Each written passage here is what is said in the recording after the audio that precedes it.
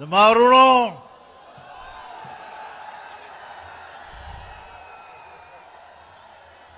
نن زما د وطن په خاوره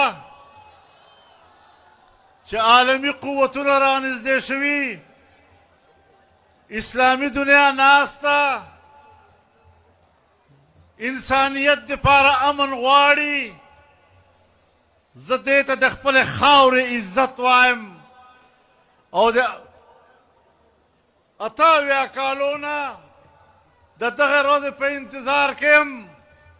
چې زما د محترم قوم ته به په عالمي توګه باندې دا اعزاز کله ملاویږي الحمدلله زمونږ هغه جدوجهد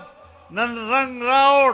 او دنیا ته یې ښکاره کړله چې پاکستان د اسلامي هیوادونو د قیادت صلاحیت لري